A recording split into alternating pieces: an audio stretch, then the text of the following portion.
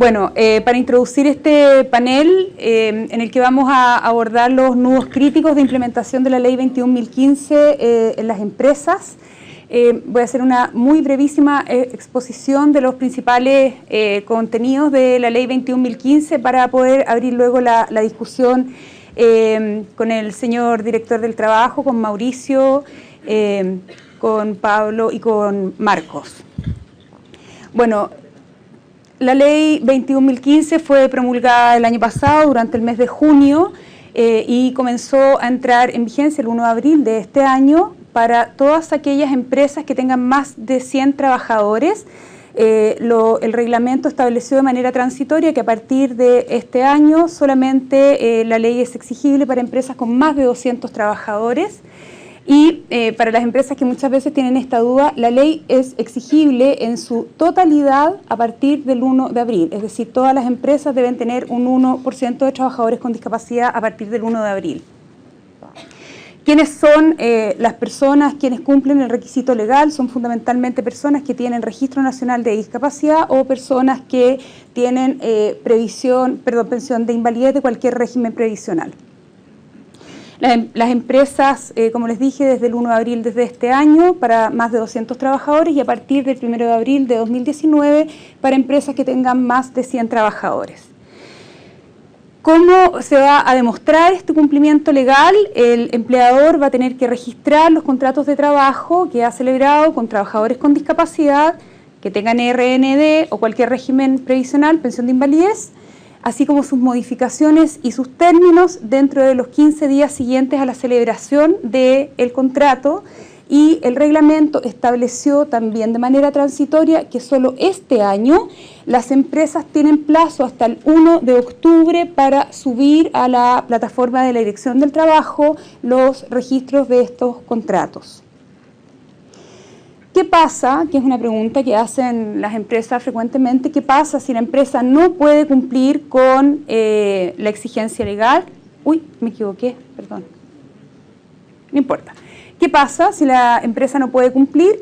La empresa, en ese caso, debe ejecutar de manera alternativa, ya sea mediante la donación de al menos 2 sueldos mínimos mensuales por persona que no contrató a fundaciones que están acogidas al artículo 2 de la Ley 19.885. Toda la información más en detalle la van a encontrar en el manual que les hemos entregado. O contratando servicios tercerizados de empresas que a su vez tengan contratadas a personas con discapacidad. Evidentemente, este no es el espíritu de la ley. El espíritu de la ley es la contratación directa de personas con discapacidad. La ley establece que solamente se podrá ejecutar de manera alternativa, es decir, de estas dos maneras, teniendo razones fundadas para ello.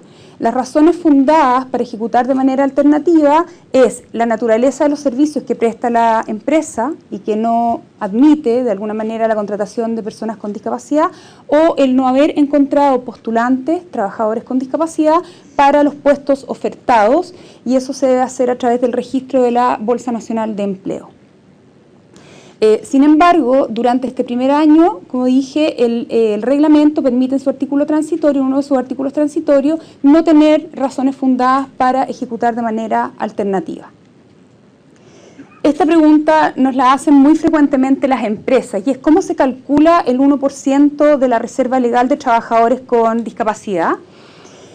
La respuesta es que, lo dice la ley, es que las empresas deberán sumar la cantidad de trabajadores que tienen al último día del mes, desde enero a diciembre del año pasado, es decir, la suma, esas 12 componentes de la suma, se debe dividir por 12 y eso les va a dar al 1%, y eso les va a dar el porcentaje de 1% que ustedes tienen que contratar. Es decir, a final de cada mes tengo 200 trabajadores, 500 trabajadores el segundo mes, eso se suma, se divide por 12 y se calcula el 1%. El reglamento también dice que si ese número arroja un decimal, deben aproximar al entero inferior. Cosa importante. Bueno, finalmente, ¿cómo se puede conformar el 1% de trabajadores? Se puede hacer vía contratación directa, que es lo que esperamos que todos hagan, y por eso que hay tanta gente aquí, porque todos queremos contratar de manera directa y no ejecutar de manera alternativa, o por la suma de cualquiera de las tres modalidades de ejecución.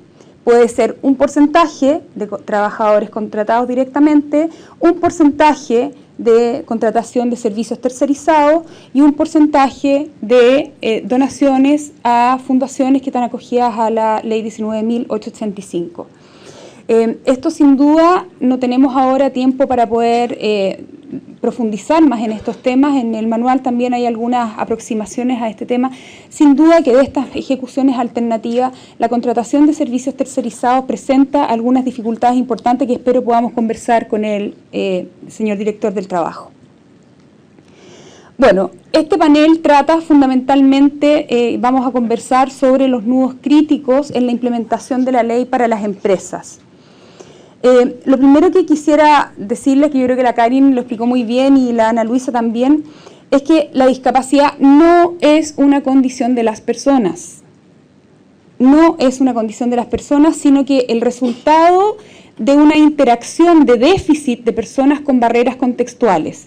Es decir, si una persona ciega llega a trabajar a la empresa de cualquiera de ustedes y esa persona no tiene instalado un software especial, ¿verdad?, el YOS, entonces esa persona tiene discapacidad. No es lo mismo que tener déficit que tener una discapacidad. La discapacidad siempre se construye con barreras del entorno.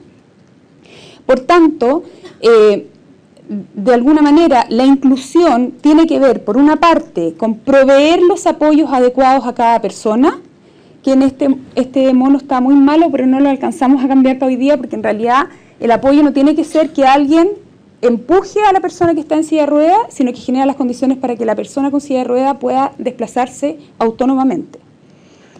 Y transformar la barrera, ¿verdad?, en este caso una línea por el cual poder desplazarse, en una oportunidad.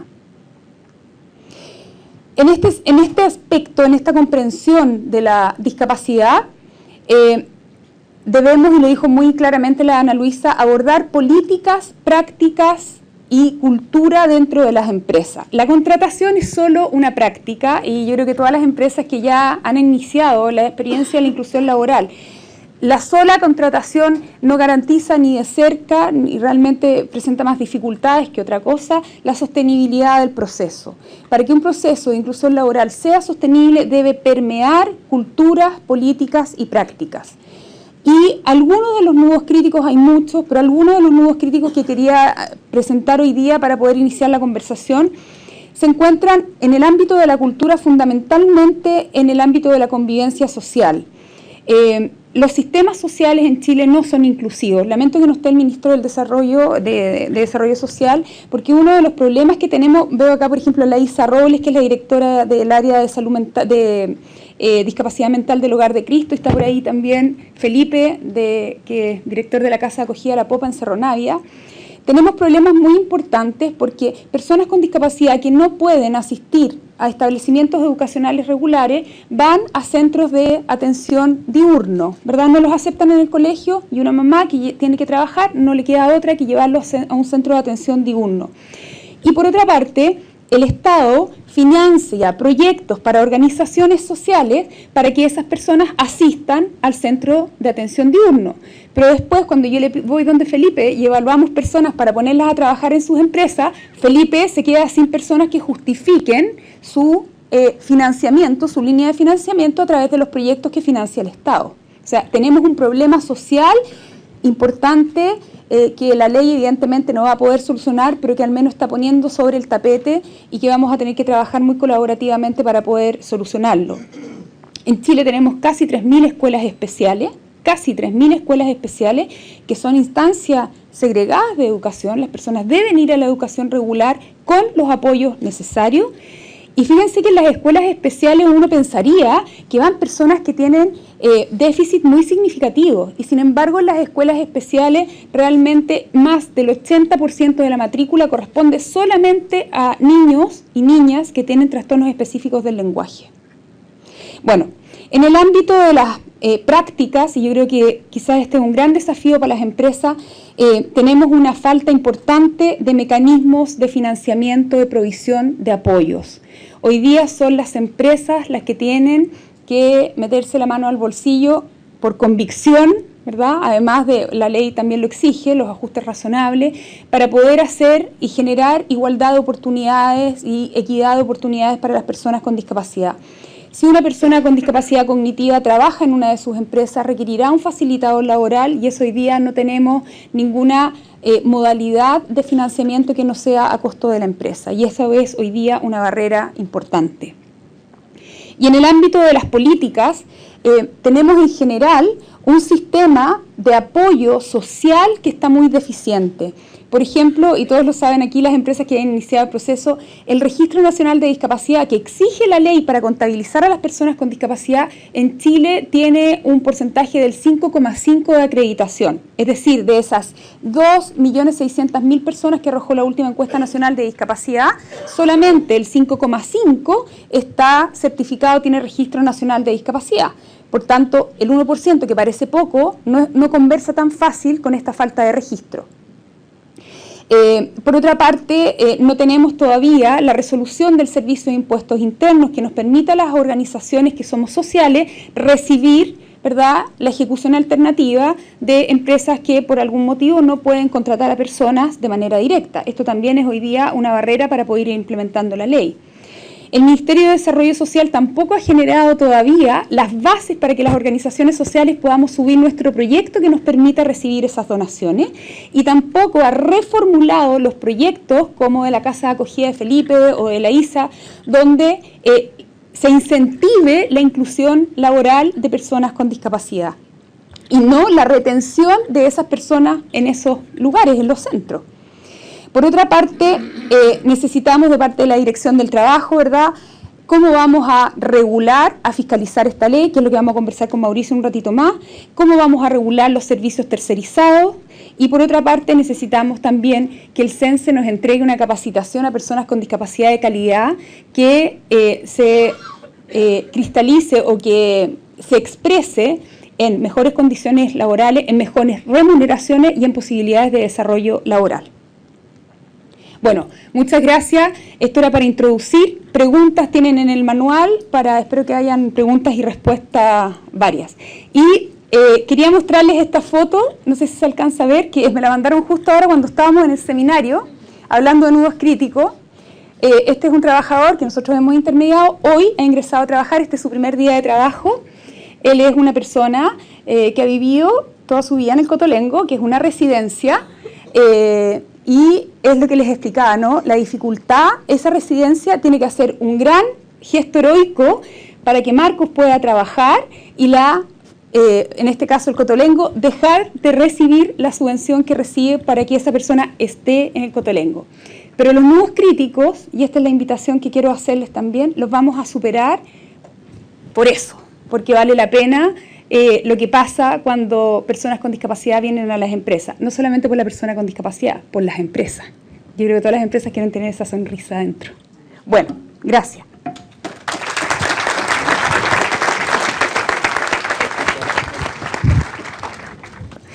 Bueno, les quiero presentar a nuestro panel de hoy, señor Mauricio Peñalosa, director del Trabajo, director nacional del Trabajo, muy importante en este desafío que estamos acometiendo juntos como país.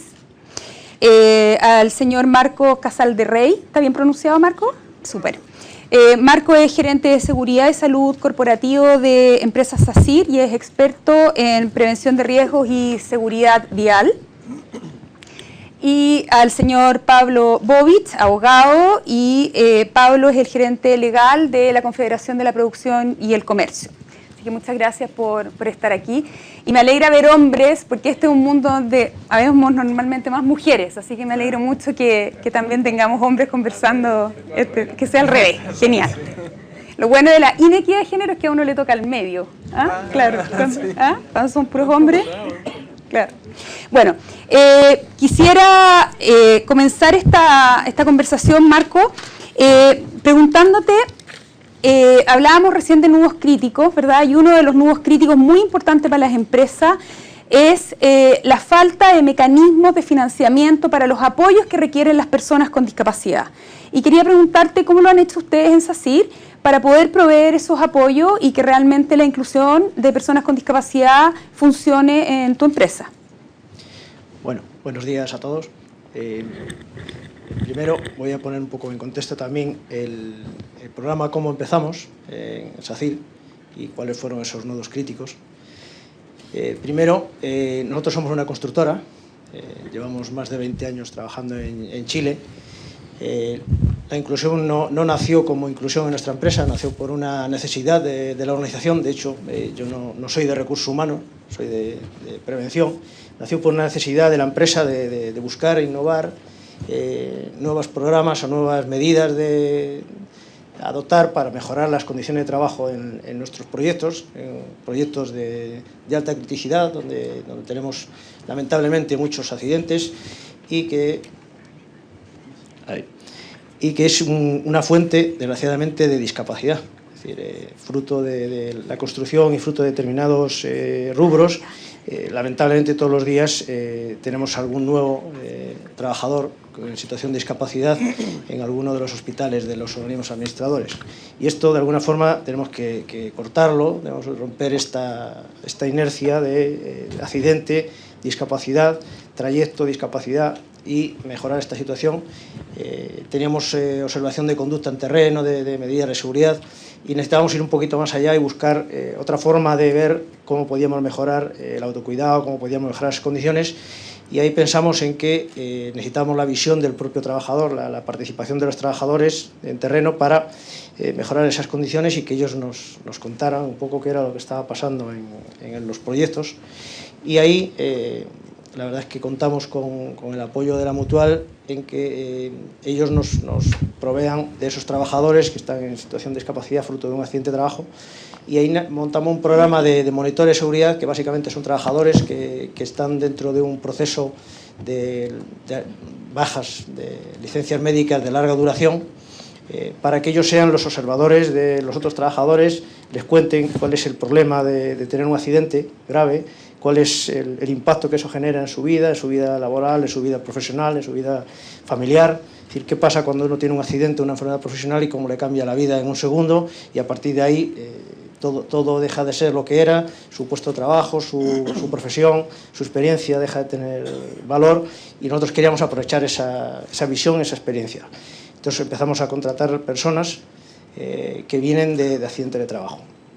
El principal nudo crítico, os podéis imaginar, somos una constructora, o sea que pensar en volver a incluir en ciertos proyectos con alta criticidad trabajadores que vienen con una amputación, que vienen con pérdidas graves, trabajadores que vienen de situaciones de procesos psicológicos y psiquiátricos muy importantes, que han perdido mucho y que su vida ha cambiado totalmente, que han perdido familia, que han perdido su ritmo de trabajo, volver a incorporarles a una obra de construcción, pero no incorporarles para un trabajo administrativo, sino incorporarles en terreno, desde las 8 de la mañana, partiendo con la charla inicial de los 5 minutos de la mañana, hasta que todos se van de su pega. Entonces, lo primero es la barrera la cultural. Es decir, no contamos inicialmente con las barreras físicas, sino contamos inicialmente que iba a ser complicado esta reinserción, que por otro lado, ojo, no olvidemos que está en la ley de accidentes.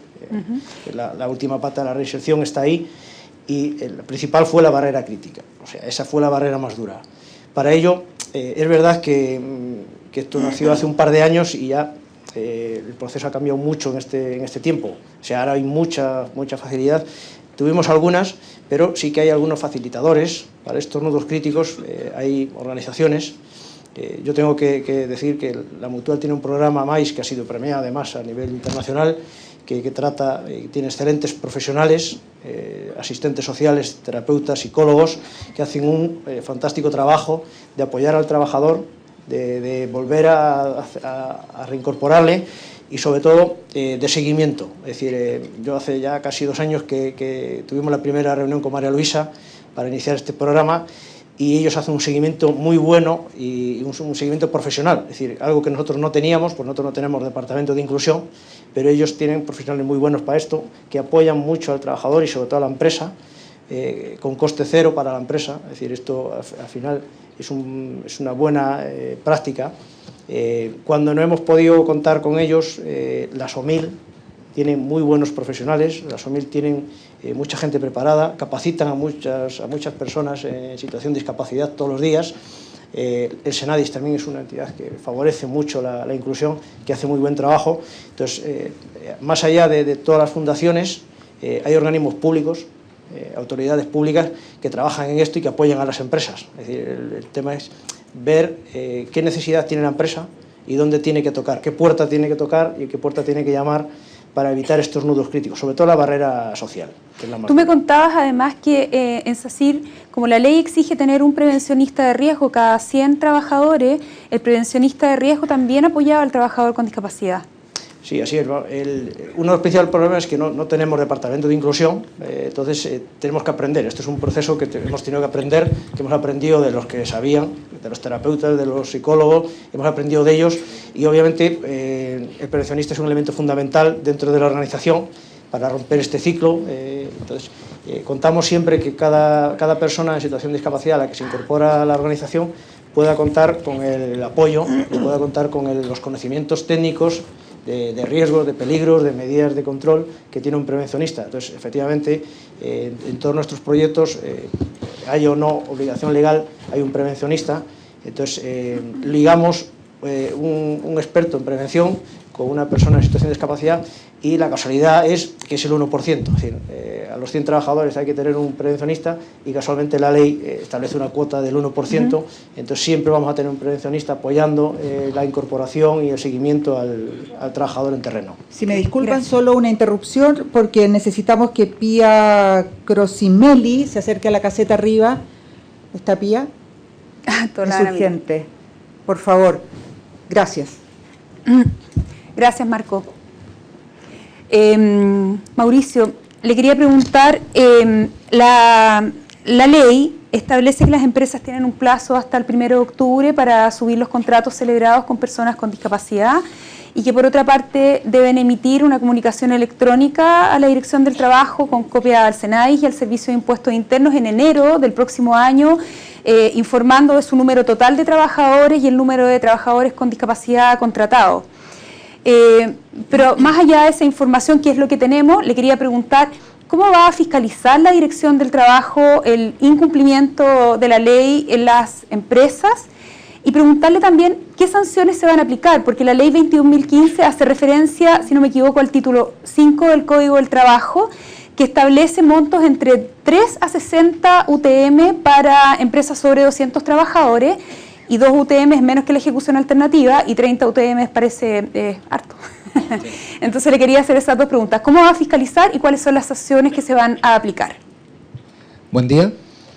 Muchas gracias por la invitación a compartir con ustedes esta nueva ley que vamos a tener que implementar entre todos. Así que bienvenidas todas las consultas y espero poder dar respuesta clara a los temas que ya están claros y tratar de trabajar juntos aquellos temas que todavía están en construcción. Estamos recién cumpliendo 1 mes y medio de vigencia de esta ley. Primero, complemento un plazo que es importante que lo sepan. La ley durante el primer año de vigencia permite que las empresas puedan registrar sus contratos en un plazo de 6 meses. ¿Ya? Lo bueno es que ese plazo de 6 meses se cuenta desde que ustedes contratan a esa persona. ¿Ya? Y eso está dicho en uno de los dictámenes que señalamos. Entonces, el plazo de 6 meses no lo cuenten desde el 1 de abril, cuéntenlo desde que ustedes contratan a esa persona, y esa es la idea, por tanto es un plazo que es móvil. Entonces, como la ley entró en vigencia el 1 de abril del 2018, tenemos hasta el 1 de abril del 2019, y todas las contrataciones que tengan durante ese periodo, ustedes van a tener un plazo de 6 meses para registrarlo en la Dirección del Trabajo. Así que por lo menos ya hay un plazo adicional que le estamos dando acá en el fondo para que puedan cumplir la ley. Esa fue la forma como interpretamos la ley, de tal forma que las empresas lo puedan cumplir con un mayor plazo en el fondo y que tengamos un año de transición lo más suave, amable con los empleadores. Eso respecto al registro de los contratos. Les cuento algo muy bueno. El registro de contratos que llevamos hasta ahora es bastante alto. Yo pensé que iba a ser más lento, pero ya llevamos casi 350 empresas que han registrado contratos. tenemos 1.800 contratos registrados, por tanto ha funcionado muy bien esto. Entonces mi impresión cuando iniciamos la vigencia de la ley es que esto iba a ser más lento, pero ya tenemos 343 empresas que han registrado hasta el día de hoy, lo vamos viendo cada uno de los días, así que invito a todas las empresas, hicimos un banner en la página de la Dirección del Trabajo para que lo puedan incluir. Ese banner tiene un botón que lo pueden pinchar, viene toda la información de la ley, están los dictámenes, hay un instructivo y además está el icono para que puedan hacer el registro. Pero lo relevante es que tienen 6 meses para poder hacerlo. Otro deber que tienen las empresas es la declaración que van a tener que hacer en enero del próximo año. Y ahí es donde se mezclan estos dos temas. Entonces, en enero del próximo año, que es la primera, todas las empresas que estén en condiciones de estar obligadas para cumplir esta ley, o sea, que tengan 100 o más trabajadores, o en este periodo de transición 200 o más, están obligadas a presentar una declaración en la cual informan, que estaba puesto en la lámina que vimos, tienen que informar cuántos fueron los trabajadores al último día de cada mes calendario. Nosotros con esa información, y obviamente cada empresa también lo puede ver, vamos a sacar un promedio y con ese promedio vamos a tener dos informaciones muy importantes. Una es que esa empresa va a ser calificada o no como obligada por esta ley. Por tanto, si en ese promedio nos da que tienen 200 o más trabajadores, se genera el primer gran efecto y es que esa empresa está obligada a cumplir la ley. Y el segundo dato que nos da el promedio es cuánto es el número de trabajadores que deben tener durante esa ley. Y aquí pongo el primer y más importante énfasis de la ley que se ha dicho en todas las presentaciones y conversaciones de hoy. Nuestro objetivo como Dirección del Trabajo es que se cumpla el fin principal de la ley. Es que incluyamos personas con discapacidad en las empresas de nuestro país. Y no que utilicemos las medidas alternativas, porque como su nombre lo dice, son alternativas. El fin de nuestra ley es que incluyamos personas con discapacidad en las empresas. Y aquí me sumo a todo lo que se ha conversado hoy día, porque cuando uno analiza la discapacidad, generalmente uno pone el foco en las personas con discapacidad. Pero yo quiero plantearles un foco distinto. Y es que las empresas son mejores lugares para trabajar mientras mayor es la diversidad que tenemos en esas empresas. Entonces lo que la ley hace, y que por ahí hay un premio Nobel que usó el concepto, es un empujoncito. Nos empuja para partir con tener mejores empresas. Y mejores empresas de nuestros clientes, mejores empresas de nuestros proveedores, pero especialmente mejores empresas de nuestros colaboradores. Porque si uno pusiera una foto con colaboradores de una empresa en que todos están, para ponerlo así bien gráfico, con traje negro, corbata negra, camisa blanca, zapatos negros, y pongo una foto al lado donde tenemos una diversidad de personas trabajando en esa empresa, les aseguro que las nuevas generaciones de trabajadores van a querer trabajar en esta segunda empresa. Entonces, ¿cómo construimos esto para atraer a las mejores personas? Lo que la ley hace es facilitarnos eso. Entonces la invitación que hacemos como Dirección del Trabajo es que hagamos los esfuerzos, y eso no es fácil, ya lo hemos visto acá, hay una serie, lo más fácil, se los garantizo, lo más fácil es escribir la ley, y los abogados somos buenos para escribir normas. La parte difícil es la implementación de la ley, y por eso que este salón está lleno, porque en el fondo aquí tenemos que trabajar entre todos para implementar y aplicar en el mundo real esta ley. Entonces tomémoslo así como una invitación a cumplir el fin principal de la ley. Pero, efectivamente, la ley, y esto es lo que quiero decirlo así muy rápido para que no lo entiendan y no lo usen, nos da un plazo de 2 años durante los cuales se presume que hay fundamentos para usar las medidas alternativas, por tanto no las van a tener que probar. Entonces podrían cumplir por las dos medidas alternativas, que es contratar empresas que tengan personas con discapacidad o efectuar donaciones a entidades que están vinculadas con el mismo fin. Pero no explico más eso porque yo no quiero que ustedes se vayan por ese camino. Yo quiero que hagan el esfuerzo incluido en estos 2 años y con eso van a contar, y respondo, con toda la colaboración de la Dirección del Trabajo. Nosotros durante este primer año vamos a tener una fiscalización colaborativa y vamos a trabajar con los empleadores para que puedan cumplir la ley. Y si hay un empleador que lo está haciendo mal, le vamos a dar el espacio para que lo pueda cumplir. Entonces, de hecho, durante este primer año, 2018, hasta diciembre, en estricto rigor jurídico, nosotros no podríamos ir a sancionar una empresa porque todavía tienen los medios alternativos hasta el último día del año para poder cumplir por esa vía. Entonces, recién en enero cuando se presente la declaración, vamos a saber cuál fue el cierre del año 2018 para ver efectivamente si una compañía cumplió o no cumplió. Entonces, aquí debe haber mucha gente que trabaja en recursos humanos. ¿Cuál es el primer desafío que yo les planteo a los gerentes de recursos humanos? Es planificar la dotación que tienen para este año. Entonces, si ustedes proyectan que van a estar cerca de los 200 trabajadores en promedio, no actúen mezquinamente de tratar de no pasar ese umbral. Por el contrario, traten de pasarlo y traten de hoy día, 15 de mayo, hacerse cargo de cómo planifican el cumplimiento de la ley. Porque eso es lo que van a tener que informarnos a la dirección después en enero. Y ahí ya no van a poder solucionarlo, porque ahí ya pasaron los meses. Entonces, si son buenos gestores y planifican bien su empresa, van a poder empezar a cumplir la ley desde ahora, desde abril, desde mayo, durante el resto del año. ¿Y la sanción? La sanción, la explicaste exactamente muy bien, se remite al libro 5 del Código del Trabajo, que es el que nos entrega las facultades para poder cobrar las multas, pero ya los dejé tranquilos, les dije que durante este año no vamos a andar con el garrote para cobrarles multas. ¿Y el próximo? El próximo ahí vamos a ver, Yeah. pero asumo que se van a Pero aportar todos. no ha definido todavía cuál va a ser ese monto. Tenemos que fijar en el fondo cuáles van a ser los criterios, pero son los rangos que establece la ley, sí. que son entre 150.000 pesos, que es bajo la medida alternativa, por tanto no va a ser eso, y hasta casi 3 millones de pesos. Ese es el rango que establece el Código del Trabajo. Gracias, Mauricio. Pablo, te quería preguntar, como una de las dificultades que hemos visto, ¿verdad?, en la implementación de la ley es la falta de mecanismos de financiamiento para la provisión de los apoyos de trabajadores. ¿Verdad? Muchas empresas, sobre todo las que son más chiquititas, aunque hay una ley, ¿verdad?, que lo exige, todavía no han avanzado en temas, por ejemplo, de accesibilidad física, ¿verdad?, lo que limita la participación de trabajadores que están en silla de ruedas, que tienen movilidad reducida, o no pueden instalar los software para las personas ciegas, o no pueden contratar el facilitador laboral para las personas con discapacidad cognitiva. ¿Cómo ves tú el rol de los gremios en el apoyo a las empresas para poder implementar bien la ley? Bueno, muchas gracias, María José. Bueno, me había decidido estar en esta oportunidad, bueno, y ver esta asistencia tan masiva. Yo creo que las empresas efectivamente que asisten muestran que efectivamente esta es una materia sobre la cual tienen mucho interés y quieren cumplir y hacerlo bien.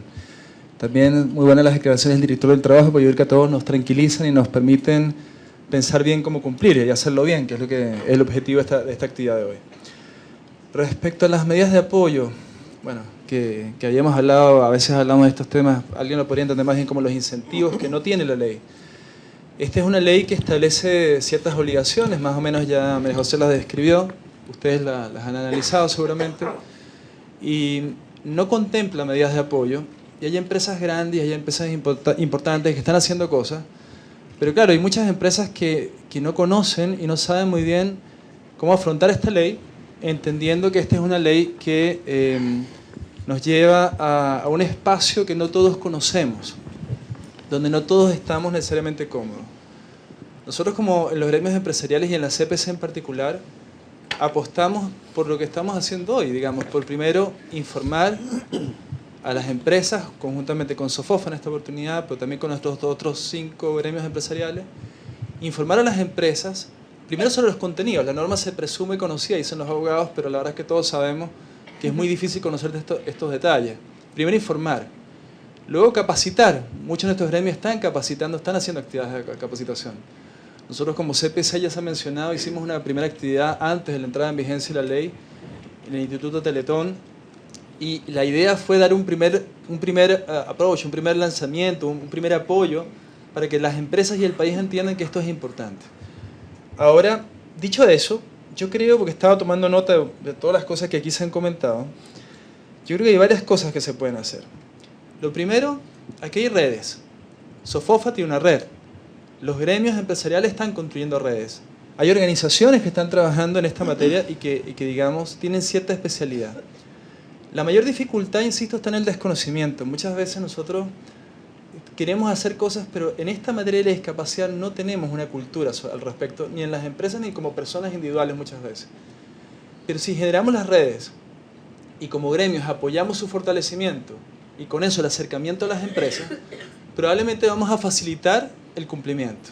Yo hoy escuché en el primer panel a las participaciones de personas que trabajan en empresas y están haciendo cosas, qué importante ese efecto, porque es un efecto de demostración. Ustedes son empresas y yo lo que me he dado cuenta siempre es que el efecto de demostración es lo más potente. Cuando una empresa le habla a otra empresa, no está hablando desde la teoría, está hablando desde la práctica, desde sus dificultades, desde su experiencia. Yo creo que ahí tenemos algo más que podemos hacer y que podemos impulsar. Hay guías que se están trabajando, la SOFOF hizo una guía el año 2013, la Fundación con Trabajo está repartiendo una guía hoy también con información. Todos estos son mecanismos que quizás no reemplazan el financiamiento que se requiere para algunas medidas de apoyo que se requieren de acuerdo a la discapacidad específica, pero todas pueden ir contribuyendo a que esto efectivamente se pueda implementar efectivamente. Por cierto que yo creo que como gremios empresariales vamos a tener que seguir bregando con el gobierno y con las autoridades respectivas para obtener algún tipo de ayuda y colaboración. Ustedes saben que todas estas medidas que se requieren son amplias. Se habló también de las dificultades que, por ejemplo, implica el transporte público, nada más para la misma persona para llegar al puesto de trabajo. Todos los que nos manejamos con transporte público también sabemos que eso es complicado. Bueno, todo eso también tiene que estar incorporado, la accesibilidad, hay muchas condiciones para que esto sea posible. Ahora, como gremios vamos a seguir bregando para que eso ocurra. Yo creo que eso es algo interesante que dijo el director del trabajo, que queríamos justamente mencionar, es la importancia de las fiscalizaciones y pensamos en el efecto como las pymes, que tienen estas fiscalizaciones asistidas. En este caso, promocionando el cumplimiento, y me parece muy interesante que estén hablando de fiscalizaciones colaborativas, que de alguna manera apuntan a que estamos todos en el mismo compromiso país. La Dirección del Trabajo, el Ministerio del Trabajo finalmente, y todas las empresas y los gremios empresariales. Desde el punto de vista de nosotros, seguir trabajando eso yo creo que es importante. Y hoy hay una cosa bien relevante que está sucediendo ahora y que espero que estén aprovechando desde que partió la actividad. Aquí se dio, y no vamos a tener la capacidad de este panel de responder todas las preguntas de ustedes, de hecho ya estoy tomando mucho tiempo, voy a tratar de abreviar ahora, pero las preguntas que ustedes están enviando y que nosotros no respondamos, bueno, esa es una de las labores que podemos hacer, canalizarlas para que le lleguen a la Dirección del Trabajo efectivamente, y la Dirección del Trabajo también pueda de alguna manera aprovechar ese insumo, porque son cosas prácticas, me imagino, las que ustedes necesitan, las que quieren saber, y si van uno a uno a la Dirección del Trabajo quizás es difícil. Bueno, para eso están los gremios empresariales, para eso estamos quizás hoy en este espacio, para responder algunas pocas nosotros y las otras pasárselas al director del Trabajo. Más que seguir haciendo preguntas, porque creo que estamos un poco atrasados, ¿no? No sé quién me puede decir. Si damos paso a las preguntas, porque hay muchas preguntas de ustedes, ¿verdad? Para a ver si alcanzamos a resolver algunas. Sí, pero... Aquí, la primera pregunta dice, y yo creo que son cosas interesantes.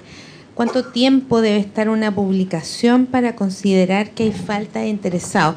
Hay muchas preguntas respecto de las medidas alternativas y queremos recalcar que no es lo que estamos todos interesados, pero de todas maneras la gran parte de las preguntas se refiere a las medidas alternativas, a cómo lo hago cuando publico un aviso, cuánto tiempo tiene que estar ese aviso publicado para saber si hay falta de interesado y considerarlo como un pase para tomar una medida alternativa.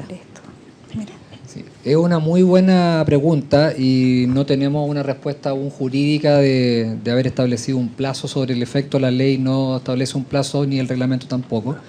Pero la respuesta que les doy es de nuevo en materia de gestión. ¿Cuánto tiempo ustedes publican un plazo cuando están seleccionando a un alto ejecutivo? Usan el mismo plazo, en el fondo, porque vamos a hacer una distinción respecto de personas con discapacidad. Aprovecho, eso sí, de mencionarles que nosotros ya publicamos un dictamen antes de la entrada en vigencia de la ley que establece la recomendación de cómo efectuar la publicación del aviso. Ya para que se nos hizo una pregunta en concreta si es que el aviso podía decir necesitábamos personas con discapacidad. Ya, nuestra opinión jurídica es que un aviso así no debiera publicarse porque en el fondo efectuaba una discriminación en sentido contrario. Pero lo que sí se puede hacer es publicar un aviso que diga con ocasión de la ley de inclusión necesitamos tales personas. Entonces estamos haciendo la revisión a la ley y por tanto cualquier persona que pueda postular entiende en qué ámbito se da, pero también una persona que no tiene una discapacidad también puede postular. Porque tenemos que en el fondo acá tener un análisis jurídico de discriminación inversa también. Al referirse a la ley en el aviso, yo como empleador puedo pedirle a la persona su certificación, ya sea la pensión de invalidez o la credencial de discapacidad. Si no me refiero a la ley, podría la persona no querer entregármelo. Eso ha sucedido y me lo han comentado en algunas oportunidades.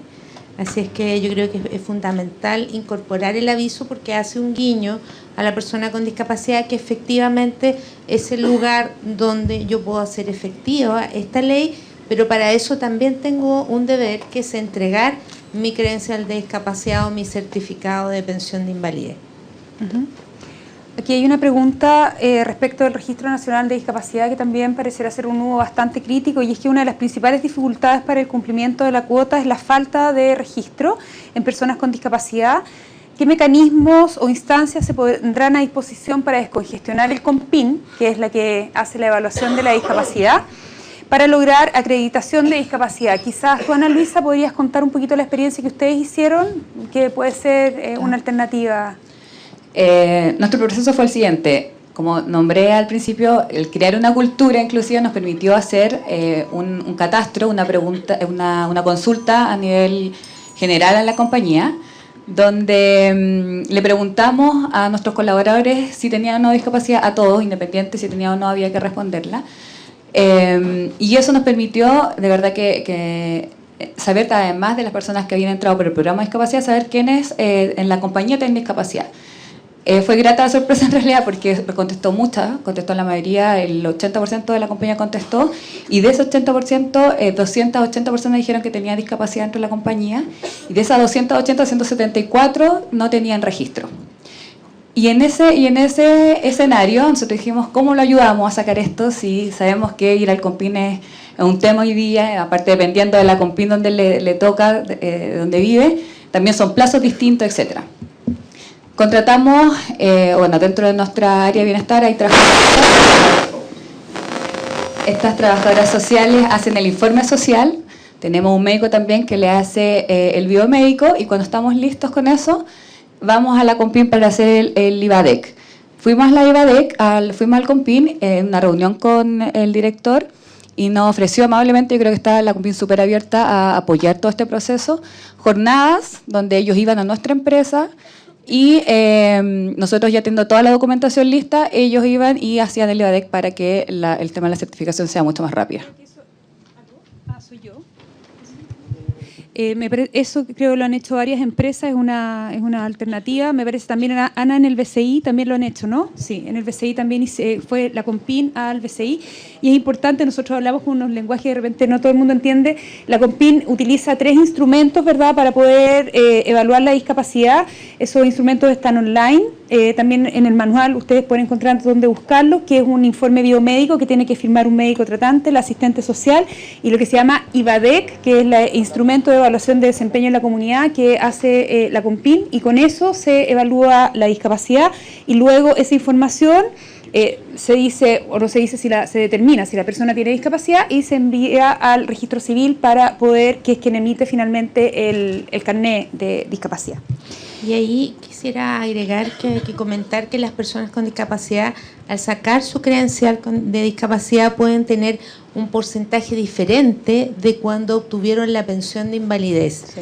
Y eso es muy importante, que ese porcentaje diferente no va a significar que aumente o rebaje la pensión, que muchos tienen miedo de sacar la credencial de discapacidad por eso. No, solamente este es un porcentaje. ¿Y por qué es diferente? Porque la evaluación es diferente. Piensen que en todos los otros sistemas solamente está el enfoque biomédico, y en este enfoque del COMPIN está el enfoque social de la discapacidad, donde se mide la participación, la evaluación funcional y el tema médico. Son 3 miradas diferentes. Sí, quisiera ahí complementar que con la pensión de invalidez, ahí se saca el porcentaje de acuerdo a la profesión que uno tiene con respecto al tema de la discapacidad, que es muy diferente lo que hace en el COMPIN, en el fondo, cuando uno saca el registro o la credencial en el fondo, que viene el tema de la funcionalidad. ¿Qué quiere decir eso? Que es el porcentaje en tema de dificultad que uno tiene para las cosas del día a día, por ejemplo, cuando me baño, cuando me visto, al comer, en ese ámbito. En cambio, la pensión de invalidez está enfocado en tema profesional. Gracias. Aquí hay otra pregunta de Juan Carlos que dice: una empresa que durante los 2 primeros años de la ley quiera de manera alternativa donar dineros a una fundación, qué documentos de respaldo de esa donación debe pedirle a la fundación y que avalen que la empresa hizo el cumplimiento de la ley. Eso parece que lo voy a responder yo, porque es de fundación. Claro. Bueno, primero todas las empresas pueden donar solamente a organizaciones sociales que están inscritas en el registro de donatarios. El link también está en el manual. Es un registro que debe llevar por ley, por la ley 20.422, el Ministerio de Desarrollo Social. En ese registro de donatarios ustedes pueden encontrar y se encuentra la manera de buscar organizaciones de discapacidad. Ustedes pueden donar a organizaciones que en su objeto principal hayan declarado en sus estatutos trabajar para personas con discapacidad, y las organizaciones a las que donen, igual que en la ley 19.885, les deberán entregar un certificado, ¿verdad?, que está timbrado por el Servicio de Impuestos Internos, que es un certificado que se entrega a los donantes y que las organizaciones sociales también entregamos al Servicio de Impuestos Internos, de manera que cuando se hacen las declaraciones, el Servicio de Impuestos Internos pueda cruzar la información, ¿verdad?, de parte con la información que le entrega la organización donataria y la empresa. O sea, tienen que tener el certificado de donación. Eso yo lo decía al comienzo, que hoy día el Servicio de Impuestos Internos no ha emitido la resolución para esa certificación. Por tanto, hoy, ni una fundación, ninguna, puede recibir donaciones. Para que tengan ojo, porque yo ya me encontré con una empresa a la que le dijeron que sí podían recibir las donaciones. Hay que tener cuidado. Tiene que estar en el registro de donatarios del Ministerio de Desarrollo Social, está en la página de Sociedad Civil, y les van a entregar este certificado. Aquí hay una pregunta que se repite bastante. Dice, ¿una empresa subcontratista puede cumplir como medida alternativa, pero esa empresa subcontratista a la vez, las personas con discapacidad que están contratadas ahí, pueden también cumplir o ayudar a complementar la cuota de otras empresas? Esto lo he escuchado bastante, sí, donde dicen que grandes empresas de servicio van a poder ayudar a cumplir la cuota a muchas más. Entonces hay algunas empresas que me dicen, yo ya tengo cumplida mi cuota completa, no he contratado a nadie, solamente con mi empresa subcontratista, porque la empresa subcontratista basta con que entregue un documento que diga que tiene contratada a personas con discapacidad, pero no con nombre y apellido y no en mi faena específicamente. Entonces, eso nos parece a las personas que trabajamos por este tema algo un poquito que se podría regular de una mejor manera. Eso. Sí, la ley es bastante amplia en eso. Tan amplia es que, de hecho, la ley no habla de empresas contratistas, habla de empresas. O sea, que un primer análisis que lo deja ampliado a cualquier tipo de empresa con la cual se pueda tener contrato. Entonces nosotros efectivamente estamos revisando eso y por lo menos les transmito mi intención inicial.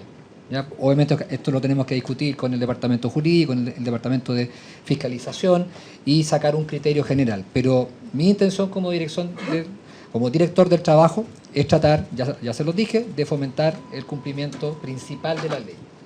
Por tanto, anticipo que la interpretación de esa medida alternativa va a ser lo más restrictiva posible.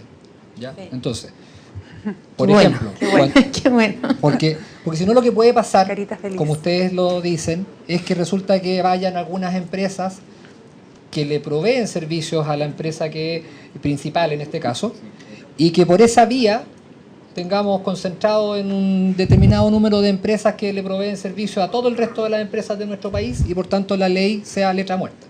¿Ya? Entonces eso se lo transmito inicialmente en términos políticos laborales. Nuestra intención es efectivamente restringirlo para que sea una medida alternativa y como tal una medida alternativa no puede ser el vehículo principal de cumplimiento de la ley. Donde sí, para que vean que también estamos siendo flexibles y que ya lo dijimos en el dictamen que sacamos antes de la entrada en vigencia de la ley, lo que sí vamos a permitir, porque precisamente incentiva el cumplimiento principal, es el cumplimiento mixto. ¿Ya? Porque esa fue una de las dudas jurídicas que tuvimos al momento de analizar la ley. Porque uno se podía ir por un camino de que el cumplimiento era absoluto o por la vía principal o absoluto por las medidas alternativas. Y eso tenía un contrasentido, porque si en el fondo yo me iba por las medidas alternativas y no podía cumplirlo mezclado con el cumplimiento principal, generaba un efecto perverso y era que no iba a incentivar la contratación de personas con discapacidad. Entonces eso ya lo dijimos en en el dictamen que sacamos, en que se puede mezclar los cumplimientos. Entonces yo, por ejemplo, tengo que tener 10 trabajadores, puedo tener 6 contratados en forma directa yo, y puedo reemplazar los otros 4 con donaciones 2, por ejemplo, y con una contratación de una otra empresa con los otros 2. Entonces incentivamos el cumplimiento principal. A lo mejor complementar que aquí las empresas tienen un rol fundamental, porque mientras más demanda haya de las empresas de servicios tercerizados, evidentemente eso va a incrementar la aparición, ¿verdad?, de empresas que contraten personas con discapacidad para ofrecer servicios a las empresas contratantes. Y realmente esto es un despropósito, porque las personas con discapacidad, particularmente las personas con discapacidad mental, vienen ya de instancias muy segregadas, ¿verdad?, de residencias, de escuelas especiales, y lo que la ley, como dice el director, pretende es que realmente convivamos, que nos incluyamos y no simplemente que ejecutemos. Entonces este es un llamado realmente a las empresas a evitar la contratación de servicios tercerizados. Tratemos de hacerlo bien. Aquí hay otra pregunta para Marcos respecto a la prevención de riesgo y personas con discapacidad. ¿Cómo se ha abordado ese tema en tu empresa? Y un poco contarle a los demás que efectivamente existen mapas de riesgo donde se pueden incorporar las personas con discapacidad. Existe ya un trabajo realizado con evacuación inclusiva y que esto es un trabajo pendiente y que están invitados todos los prevencionistas de riesgo a participar. Sí, bueno, esto es un tema de aprendizaje. Esto al final tenemos que seguir aprendiendo y capacitándonos toda la vida, y vamos a encontrarnos situaciones y empresas que tengan situaciones particulares que tienen que aprender. Yo digo que primero, nos encontramos muchas veces con empresas, como decía María Luisa, que ya tienen trabajadores en situación de discapacidad, que no sabían que estaban, y se hacía prevención de riesgos, y se hacían planes de bienestar sin saber que tenían discapacidad y no ha pasado nada, no era tema. Hoy lo sabemos que los tenemos, con lo cual tenemos que mejorar. Esto tiene que ser un proceso de mejora continua para nuestra identificación de peligros en las empresas, para nuestra adopción de medidas de control, pensando además no en las capacidades, sino en las competencias. Es decir, hay que ir pensando en que hablemos de competencias y qué competencias tiene cada trabajador para desarrollar su trabajo de forma segura, no si tiene o no discapacidad. Entonces, ese cambio de enfoque yo creo que es fundamental a la hora de identificar los peligros y las evaluaciones de riesgos. En cuanto a los lugares de trabajo, la normativa es clara, el Decreto Supremo 594 marca perfectamente cuáles son las condiciones sanitarias que tiene que haber, higiénicas en los lugares de trabajo, independientemente de si hay trabajadores en situación de discapacidad o no lo hay. Es cierto que nosotros no le pedimos a nuestros trabajadores en situación de discapacidad, no pedimos conocimientos técnicos, sino que nosotros estamos dispuestos a capacitarles a medida que ellos van demandando necesidad. La Mutual de Seguridad nos ha apoyado en eso, hay planes de capacitación específicos para estas personas en función de las demandas que tiene la organización. Tenemos trabajadores que se han formado en manejo informático y eran operadores de cintas transportadoras, que nunca han manejado computación, y en 3-4 semanas han comenzado a manejar computadores, con lo cual el tema son competencias. Este es un win-to-win. Él gana, nosotros ganamos. Es decir, nosotros estamos pidiendo también un rendimiento y queremos tener un beneficio. Entonces, al final, esto se trata de personas. Es decir, la identificación de peligros, al final, evalúa a las personas. Gracias. Pablo, pregunta Olga, si el 1% aplica por RUT, empresa, o la suma de dotación de un holding o grupo de empresas. Ya, bueno, esa pregunta pasó al director del trabajo, pero vamos a responder brevemente algo. El multirut, digamos, como principio, no es una práctica ilegal, por tanto, es una forma de organización, y el 1% se calcula, se entiende, por empresa. Sí. Ahora, cuando varias empresas han sido consideradas como uno y para eso tiene que haber una resolución, bueno, corre sobre ese porcentaje sobre el multirut. Eso es lo que entiendo yo que debiera ser la interpretación correcta a ese punto. Sí. Eso es. ¿Me corrige el director del trabajo o no me corrige? No lo podría haber explicado mejor. Lo explico perfecto. Aquí hay otra pregunta en el tema de accesibilidad que le quería preguntar a Karin. Sabemos que existe desde el Ministerio de Vivienda Urbanismo el DS50, el Decreto Supremo, que vence en marzo del 2019 para que las empresas públicas y privadas hagan sus modificaciones de accesibilidad para los espacios públicos. Los espacios públicos como lo comentaba también Karen, no sé si nos puedes ayudar el director, ¿son los espacios públicos del ingreso solamente a la organización? ¿Los municipios están obligados a preparar las calles? Un poquito ahondar en ese tema es lo que nos están preguntando. Bueno, efectivamente, para cumplir el objetivo, o sea, por ejemplo, si queremos entrar a un parque, por decirlo así, obviamente el parque tiene que estar accesible en todo ámbito. Y no solamente lo digo por una silla de ruedas, sino que también lo digo por un coche de un bebé. Por ejemplo, claro, si uno va a entrar a alguna entidad, evidentemente tiene que estar adaptado para la... O sea, claro, es imposible pedir que para todo tipo y grado de discapacidad, porque es muy complejo por la gran amplitud, ¿no es cierto?, que existe con respecto a este tema, pero sí ir avanzando para que también las personas que estamos en esta situación también podamos compartir y también hacer de nuestras vidas personales también otras actividades, y no quedarnos limitados solamente el tema del hogar al trabajo y del trabajo hacia el hogar, sino que sea obviamente una inclusión social. Director, cuando hablamos de espacios públicos, el municipio debería preocuparse de las veredas, de poner... Yo he visto que lo están haciendo. ¿Eso está incluido dentro de la ADS o forma parte de un programa local? Sí, ahí yo creo que mi rol y el de la Dirección de Trabajo escapa un poco en el fondo en el definirle las condiciones a los municipios y a probablemente el Ministerio de Vivienda y la Intendencia, que en el fondo que son quienes coordinan todos los temas vinculados con las vías públicas.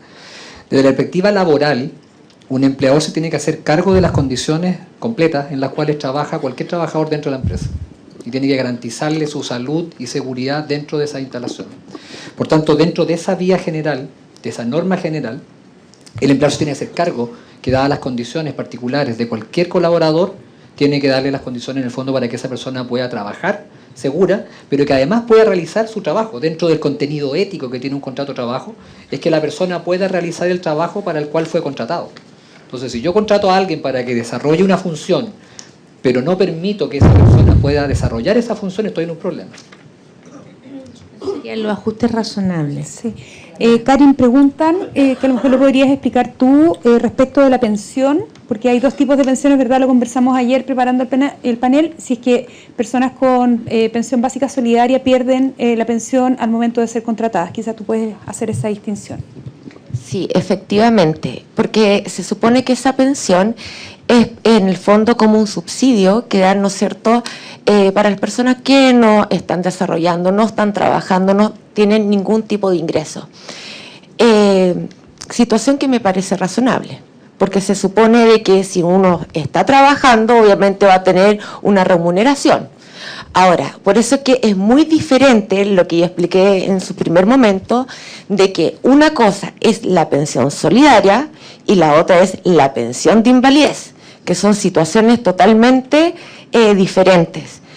Ahora, una sugerencia, obviamente para incentivar a la gente para que vaya a trabajar, es que, claro, quizás los 2, 3 primeros meses mantenerle, obviamente, la pensión solidaria. ¿Para qué? Para que tenga para, obviamente, ver el tema del transporte, ver un montón de gastos adicionales que va a tener, obviamente, para poder comenzar su iniciación laboral, y después, obviamente, gradualmente se le va disminuyendo. No, eso es así. La ley contempla que la pensión básica solidaria no se pierde hasta antes de 2 años y además con una remuneración por sueldo. Nunca se pierde, se suspende. Se suspende, claro. Ahora, claro, ese es un tema, esa es una diferencia con la pensión de invalidez, que la pensión de invalidez no se pierde, pero sí tiene un costo tributario que efectivamente es importante destacar.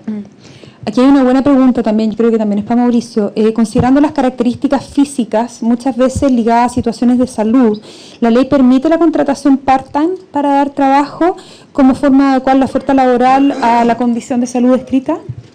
Sí, la ley no hace ninguna distinción respecto al tipo de contrato que se requiere para el cumplimiento de la ley. Por tanto, nuestra interpretación va a ser lo más favorable para incentivar distintos tipos de contratos, plazo indefinido, plazo fijo, por hora, part-time, de tal forma de poder permitir las flexibilidades y precisamente que las condiciones de cada persona y de cada empresa y de los servicios que se prestan permitan adaptarse a la realidad que cada una de estos actores involucrados requieren.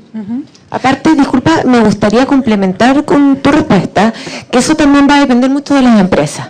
Porque, por ejemplo, dependiendo nuevamente del tipo de la discapacidad, obviamente hay personas que, por ejemplo, van a tener que ir a terapia o van a tener que ir a médico, entonces obviamente no van a poder cumplir la jornada completa. Entonces, uno ahí lo adapta con el jefe. O sea, esas conversaciones sí se pueden llegar a hacer y le aseguro que la productividad no baja. Sí.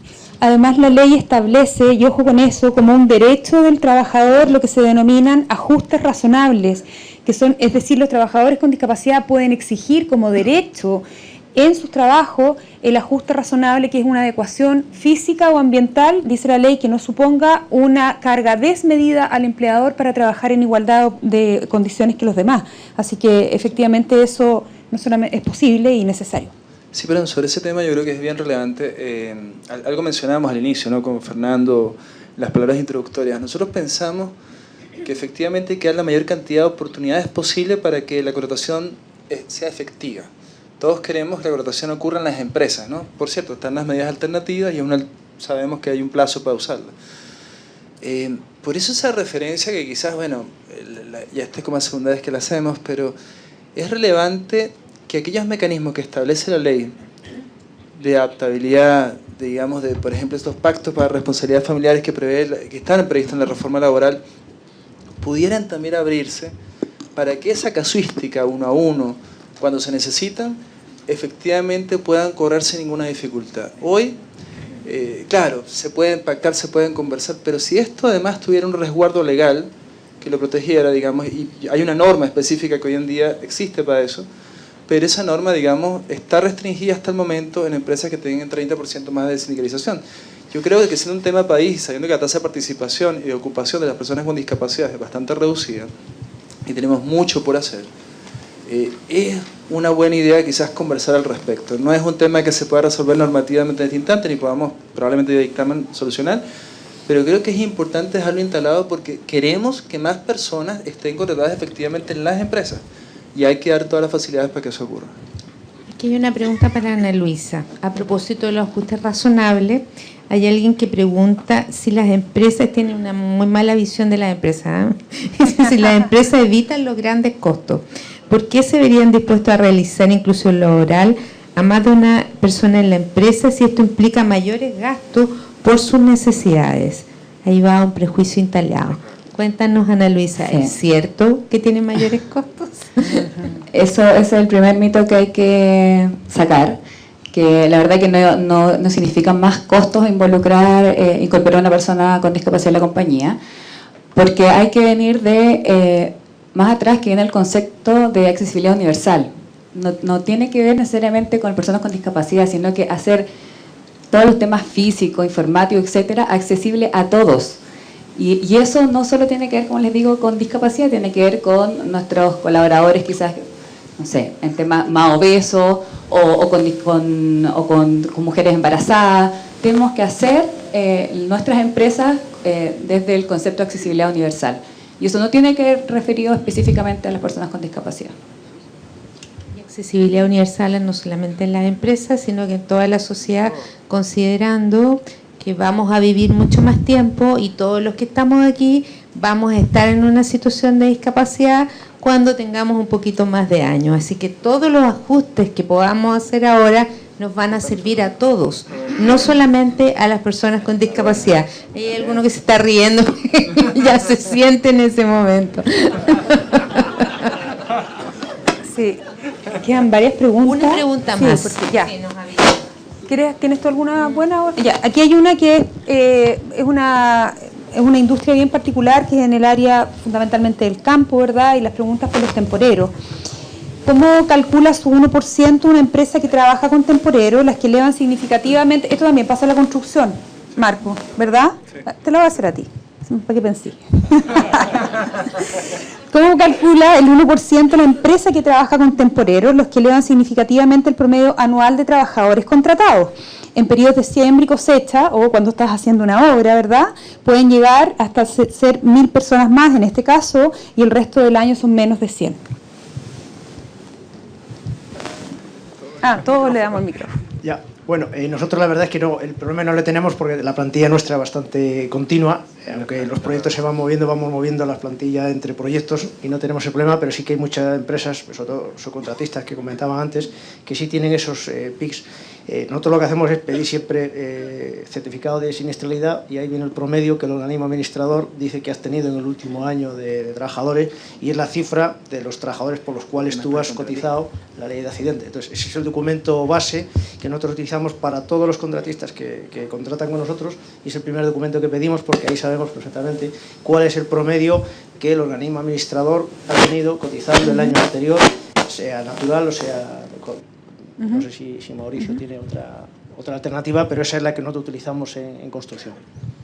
Sí, bueno, todos los promedios tienen problemas de resultados. Hay por ahí un antipoema de Nicanor Parra que habla sobre un promedio, búsquenlo ahí.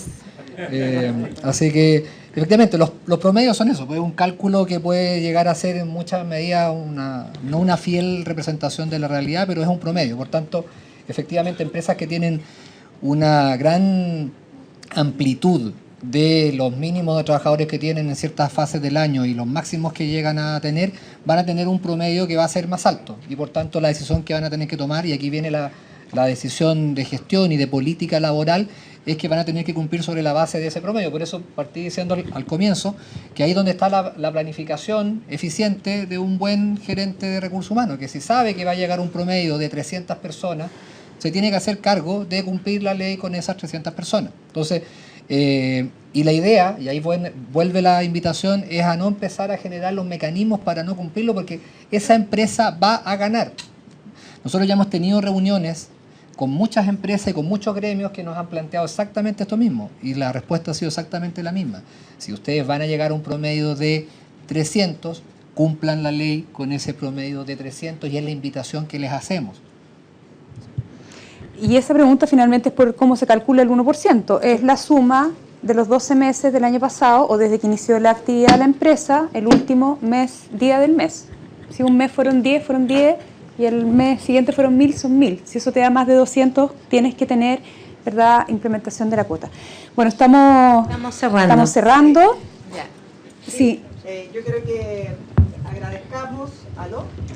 agradezcamos y despidamos con un gran aplauso a los integrantes de este panel, a Karen Villige, a Ana Luisa Bamondes, María Luisa Ibor, a María José López, al director del trabajo Mauricio Peñalosa, a Pablo Bobit y a Marcos Casal de Rey. Para unas palabras al cierre, les pido que se queden acá, son breves. Dejo con ustedes entonces ahora al presidente de la Red de Empresas Inclusivas, Víctor Dañino. Perdón, pero quería tener el privilegio de verlos a todos acá, porque en la primera fila no tenía ojos en la espalda y no veía. Muchas gracias por estar acá. Y muy agradecido también del ministro de haber estado con nosotros, también del subsecretario, y agradecemos también muy especialmente al director del trabajo, Mauricio, con su participación, que realmente nos alienta a seguir en este tema. El agradecimiento también a los panelistas, porque los panelistas nos han entregado de sí sus experiencias y las han compartido, se han realmente abierto para contar sus experiencias y que nosotros podamos aprender. El primer panel nos ilustró que la contratación de personas con discapacidad, que en el inicio pareciera ser difícil y complicada, no lo es en la práctica, si esto se hace de una forma adecuada y con procedimientos estudiados. Y lo que hemos visualizado hoy de viva voz desde los protagonistas nos indica esa alternativa. Aprendimos a no tener temores y a constatar de que estas aprensiones iniciales son solo mitos, que enfrentándolos finalmente se olvidan para así avanzar en esta inclusión tan valiosa para las personas y para las empresas. Aprendimos también de esta inclusión que hay que hacerla bien, con el deseo de todos los niveles de la empresa, compartirlo entre todos los trabajadores, y que por ser algo no tan frecuente requiere también de una comprensión y decisión de que se está contratando un trabajador por su capacidad y no por su discapacidad, eliminando así toda diferenciación, ya sea positiva o negativa.